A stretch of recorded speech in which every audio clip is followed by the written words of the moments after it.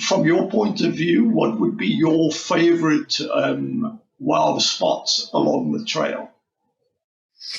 So, Jacques, interesting, because when we started the trail, one of the conversations Willem and I had at the time, and a few of the other people who were kind of around, was what's our vision for this thing? What is the trail's purpose? And its purpose was always about becoming a legacy trail. So firstly, a trail that was up there with the best in the country. But even more than that, a sustainable source of employment, of revenue, of a space from which other projects can begin. And the only way you do that is by making a trail that's really successful. And it's an early decision we made was that we want people to hike the Leopard Trail because they've heard that here is this amazing trail that blows you away in every aspect of it, rather than let's go support a community project. Yeah. And I think what's really interesting is that I think most people who hike the Leopard Trail don't even know it's a community project because we don't push that. We push what a great trail it is. So we set out from the beginning to create a business, even though it's community owned, but a business that would blow people away. So that the exchange of value would always be you want to come and hike because you're getting something in return for the fee you paid. And we kind of captured that in this concept from early on about wow, that every aspect of what we wanted a hiker to experience had to be wow. So and it was a great, easy concept for us all to get behind and for the team to get behind. So, you know, when we think about any decision we make on the trail, it's, is this wow or not? And we want that experience from the minute you first hear about us and go onto the website. Our website must go wow. From the minute you start engaging with Catherine, our bookings person, and the service you get and how simple the booking is, we want you to have wow. You know, that was the best hiking booking experience I've ever had. From the minute you arrive on the farm, start engaging with Willem and the service you get on the ground, it must be wow. And this is even before you started hiking. Then the landscape itself obviously has wow to it. Then when it came to designing huts, we went and sat down and said, okay, what would make our huts go wow? So that the minute you saw them, you went wow. And then every decision has just got this ethos of it has to pop, it has to go wow, so that hikers just come back, can't wait to talk about it. So it's small things like when we're buying mattresses for the overnight huts, we didn't go normal kind of Parks Board, National Parks or Eastern Cape Province Parks Board mattresses. We went proper expensive mattresses so that when you wake up on day two, you've just had your first night's sleep, you're like, oh, wow, I had such a good night's sleep because these mattresses are proper good mattresses that you'd find in a 4-star hotel. You know, we want people to arrive at the huts and there's this beautiful swimming pool with crystal clear mountain water. The choice to do that was wow. You know, you can crack open a bottle of our craft beer and it'll be cold and delivered to you hundreds of kilometers from anywhere that you'd ever think you'd get a nice ice cold craft beer on a hike, but you're getting one, and that's wow. So this principle of wow really drives as many of our decisions as possible. Not always easy because, you know, sometimes creating that wow is in the middle of nowhere is not easy. You know, current example, and the journey to wow is not something you just start with and everything's wow. You know, it's something you learn as you go along. So good example at the moment is we're really struggling with our pools to keep the water nice and clean.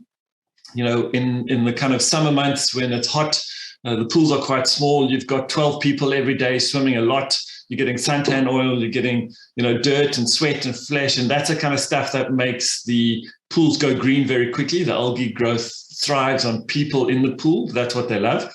And so, you know, those pools are going, because we don't have chlorine systems or anything, they're going green every 3 or 4 days. And so we have to empty the pool and then pump, often solar pump from like 6 kilometers away from the mountains, more clean water. But that solar pump won't fill that pool in 1 day. So then you've got hikers coming the next day who are either experiencing a half full pool, and that's not wow.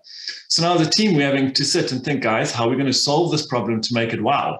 You know, because that's our target. We're not going to say, okay, well, let's just tell hikers that they shouldn't expect this because it's difficult to keep pools clean and full the whole time with mountain water. You know, we're not going to get the hikers to accept that, hey, it's tough, so we haven't given you the wow. We rather want to own the obligation to make something wow and keep that standard and solve the problems. So, you know, it's that kind of thing. It's a ethos around wow. And I think the last piece, I know I'm talking a lot about wow because you can see it's a passion for us.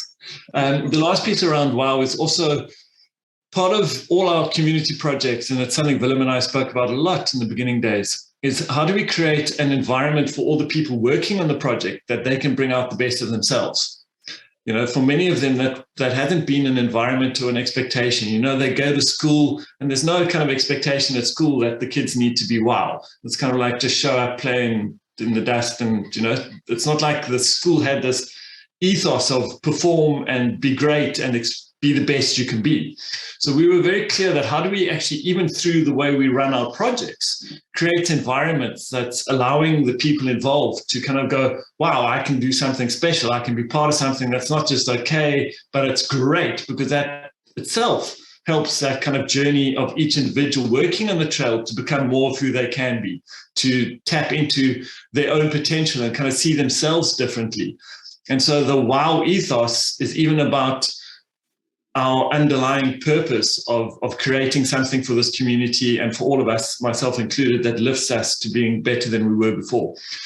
So it's kind of that wow factor really infuses itself through everything we try and do on the Leopard Trail. Sure, that's quite special, that wow ethos, and I mean, you've, in the years that we've known each other, you've always mentioned that, but you've now quite clearly stated the three legs of the wow, and that's really cool. Linden, I think almost I want to ask you about the success of Leopard Trail and how it got to being, if I'm correct me if I'm wrong, but I don't think you've got an open spot for the next 100 days on the hike, which is really amazing to have seen that grow so quickly. I think we're talking about a space of 3 years for that. And I think you've just answered that question with the wow factor, but do you want to elaborate about what you think is the key and the success in what you're seeing in Leopard Trail at the moment?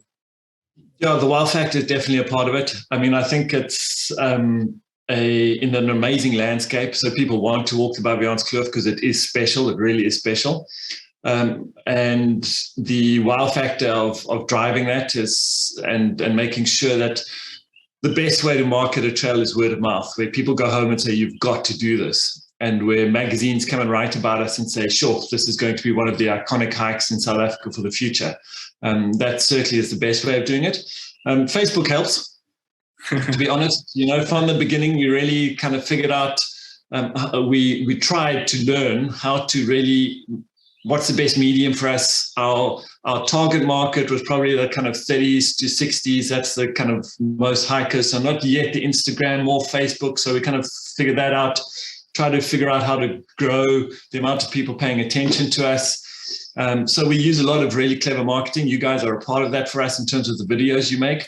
Videos are massive. And because it is such a beautiful hike, the footage lends itself to making these short kind of 1-minute, 2-minute videos, which we then push onto Facebook and really try and get people excited about hiking. So I think there's a combination of the natural beauty of the hike. Slack packing helps. The fact that the huts have been built now by the Parks Board, who are our partners, the Eastern Cape Parks and Tourism Agency, and we really went for wow in the huts. We wanted 50% glass walls in all the huts. You know, even the way the huts are broken up, that there are 3 sleeping huts instead of just one, and each one only has 4 people, and swimming pools. And so we really have tried to make it a complete experience that people will go home and rave about. I'm confident that we've done that well. You know, we're very busy at the moment. The trail is popping. And I'm looking forward to seeing what else we can do to keep growing that wow factor, you know, without taking away the fact that you're in the middle of nowhere. In a way, that's the great thing about it. We can make these overnight spots as really cool as possible, but you still got to walk from one spot to the next, and there's no getting around that. So, you know, as nice as we make the huts, you're still going to have to get out into the wilderness and really experience what the Baviaanskloof is about on foot. And that's really the key principle here.